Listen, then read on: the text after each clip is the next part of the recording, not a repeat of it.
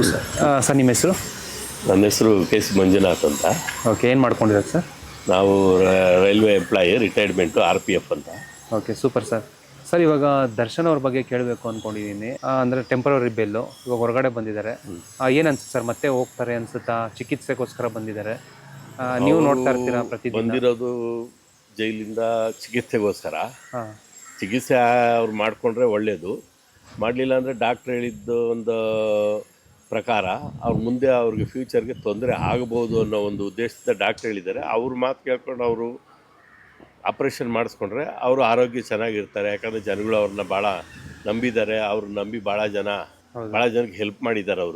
ಹೌದು, ಅವರು ನಂಬಿ ಭಾಳ ಜನ ಇದ್ದಾರೆ. ಅವರು ಚೆನ್ನಾಗಿರ್ಬೇಕು ಅಂದರೆ ಇವ್ರು ಆಪ್ರೇಷನ್ ಮಾಡಿಸ್ಕೊಂಡು ಇನ್ನೂ ಚೆನ್ನಾಗಿ ಫಿಲಿಮಿಂದ ಹೊರಗಡೆ ಬಂದು ಆ್ಯಕ್ಟ್ ಮಾಡಲಿ, ಸಕ್ಸಸ್ ಆಗಲಿ, ಜನಗಳಿಗೆಲ್ಲ ಹೆಲ್ಪ್ ಮಾಡಲಿ ಅನ್ನೋದೇ ನಾವು ಆಶಿಸ್ತೀವಿ. ಸರ್, ಇವಾಗ ನೀವು ನೋಡಿರ್ಬೋದು ಕೆಲವು TV ಚಾನಲ್ಗಳೆಲ್ಲ ಅವರು ನಾಟಕ ಮಾಡ್ತಾ ಇದ್ದಾರೆ, ಸುಳ್ಳು ಹೇಳ್ಕೊಂಡು ಹೊರಗಡೆ ಬಂದಿದ್ದಾರೆ ಅಂತೆಲ್ಲ ಬ್ಲೇಮ್ ಮಾಡ್ತಾ ಇದ್ದಾರೆ. ಅದನ್ನು ನೋಡಿದಾಗ ಏನು ಅನ್ಸುತ್ತೆ ಸರ್? ಇವಾಗ ಪಬ್ಲಿಕ್ ಏನು ಬೇಕಾದ್ರೆ ಹೇಳ್ಬೋದು ಸರ್. 10 ಜನದಲ್ಲಿ 5 ಜನ ಒಳ್ಳೇದು ಹೇಳ್ಬೋದು, 5 ಜನ ಕೆಟ್ಟದೇ ಹೇಳ್ಬೋದು. ಅದು ನೋವಾದವ್ರು ನೋವಾಗಿರೋರಿಗೆ ನೋವಾಗೋದು ಗೊತ್ತಾಗೋದು. ನಮಗೇನಿದೆ ಹೇಳ್ತೀವಿ ಹಂಗೆ ಹಿಂಗೆ ಅಂತ ಎಲ್ಲ ಪಬ್ಲಿಕ್ ಹೇಳ್ತದೆ. ಬಟ್ ಅದು ತಪ್ಪು. ಅವ್ರ ನೋವು ಅವ್ರಿಗೆ ಗೊತ್ತಿರೋದ್ರಿಂದ ಅವ್ರು ಹೇಳ್ತಾ ಇದ್ದಾರೆ. ಆ ನೋವು ಅವ್ರಿಗೆ ಡಾಕ್ಟ್ರೇ ಅಡ್ವೈಸ್ ಮಾಡಿದ್ಮೇಲೆ ಪಬ್ಲಿಕ್ ಹೇಳೋದ್ರಲ್ಲಿ ಅದನ್ನೇನಂತ ಮಹತ್ವ ಇಲ್ಲ ಅಂತ ನನ್ನ ಅನಿಸಿಕೆ. ಅವ್ರ ನೋವು ಅವ್ರಿಗೆ ಗೊತ್ತಾದ್ರಿಂದ ಅವರು ಮಾಡಿಸ್ಕೊಳ್ಳೋದೇ ಒಳ್ಳೆಯದು ಅಂತ ಅನಿಸುತ್ತೆ. ನಿಮ್ಗೇನು ಅನ್ಸುತ್ತೆ ಸರ್ ಮುಂದಿನ ಬೆಳವಣಿಗೆ? ಅವ್ರ ಕೇಸ್ ನೋಡ್ತಾ ಇದ್ದಾರೆ ನಿಮಗೆ?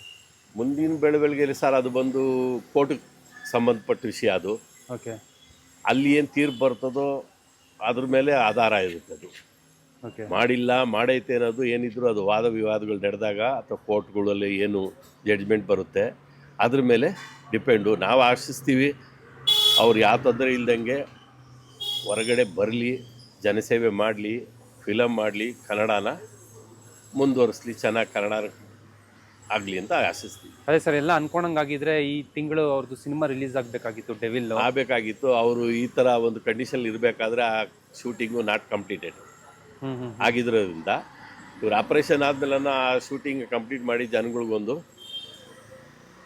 ಬರಲಿ ಫಿಲಿಮು, ಅವರು ಫ್ಯಾನ್ಸ್ಗಳೆಲ್ಲ ನೋಡಲಿ, ಒಳ್ಳೇದು ಮಾಡಲಿ ಅಂತ ಹೇಳ್ತೀನಿ. ಇಂಡಸ್ಟ್ರಿಯಲ್ಗೂ ಒಳ್ಳೇದಾಗುತ್ತೆ. ಅವ್ರು ನೆಚ್ಕೊಂಡಿರೋಂಥ ಎಷ್ಟೋ ಪ್ರೊಡ್ಯೂಸರು, ಡೈರೆಕ್ಟ್ರುಗಳಿದ್ದಾರೆ, ಫ್ಯಾನ್ಸ್ಗಳಿದ್ದಾರೆ. ಬಡಬಗ್ಗರು ದಾನ ಮಾಡ್ಕೊಂಡು ಇರೋದ್ರಿಂದ ಅವ್ರಿಗೂ ಒಳ್ಳೇದಾಗುತ್ತೆ ಅಂತ ನಾನು ಹೇಳೋಕ್ಕೆ ಇಷ್ಟಪಡ್ತೀನಿ. ಸರ್, ಇತ್ತೀಚೆಗೆ ಫ್ಯಾನ್ಸ್ ಎಲ್ಲ ಲೈಕ್ ಪ್ರತಿಭಟನೆ ಮಾಡೋ ಥರ ಆಯಿತು. ಅಂದರೆ ಅವ್ರಿಗೆ ಸಪೋರ್ಟ್ ಆಗಿ ಅದು ನನ್ನ ಅನಿಸಿಕೆ ಅದು ಮಾಡೋಕ್ಕೆ ಹೋಗಬಾರ್ದು. ಅದರಿಂದ ಏನಾಗುತ್ತೆ ಅಂದರೆ ಪಬ್ಲಿಕ್ದಲ್ಲಿ ತೊಂದರೆ ಆಗುತ್ತೆ. ಅದು ಮಾಡಬಾರ್ದು. ಅವರಾದರೂ ಹೇಳಬೇಕು, ಮಾಡಬೇಡಿ ಈ ಥರ ಒಬ್ಬ, ಯಾಕಂದರೆ ಗಲಾಟೆ ಆಗ್ತದೆ, ಇದು ಲಾಸು, ಅದು ಲಾಸು, ಇದು ಲಾಸು, ಆ ಲಾಸು ಅಂತ ಆಗುತ್ತಲ್ವರ.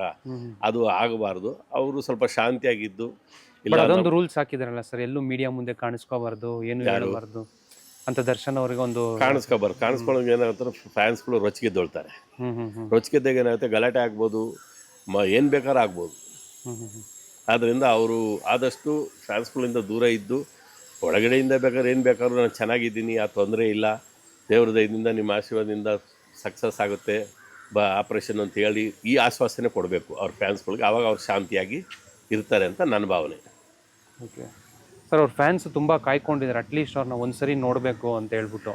ಅದು ಆ ಥರ ಮಾಡೋಕ್ಕೆ ಹೋದ ಅಂದರೆ ರೂಲ್ಸ್ ಬ್ರೇಕ್ ಆಗುತ್ತೆ. ಕಾನೂನು ಏನು ರೂಲ್ಸ್ ಪ್ರಕಾರ ಬಂದು ಬ್ರೇಕಪ್ ಇಲ್ಲಿ ಬಂದಿದ್ದಾರೆ, ಅದು ಅವ್ರಿಗೆ ತೊಂದರೆ ಆಗುತ್ತೆ, ಕಾನೂನು ತೊಂದರೆ ಆಗುತ್ತೆ ಅಂತ ನನ್ನ ಅನಿಸಿಕೆ. ಓಕೆ, ಕೊನೆಯದಾಗ ಅವ್ರ ಫ್ಯಾನ್ಸ್ಗೆ ಏನು ಹೇಳೋಕ್ಕೆ ಇಷ್ಟಪಡ್ತೀರಾ ಸರ್? ಫ್ಯಾನ್ಸು ನೀವೇನಾದರೂ ಶಾಂತಿಯಾಗಿರ್ರಿ.